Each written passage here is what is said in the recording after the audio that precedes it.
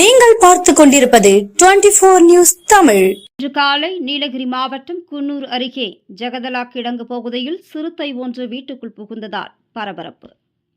இன்று காலையில் குன்னூர் அருகே ஜெகதலா கிடங்கு பகுதியில் சிறுத்தை ஒன்று வீட்டுக்கு மேல் பகுதியில் சென்று வளர்ப்பு நாயை தூக்கி செல்ல முயற்சித்த போது வீட்டில் உள்ளவர்கள் சத்தம் போட்டதால் சிறுத்தை அங்கிருந்து ஓட்டம் பிடித்தது. இந்த காட்சி அங்குள்ள சிசிடிவி கேமராவில் பதிவாகியுள்ளது.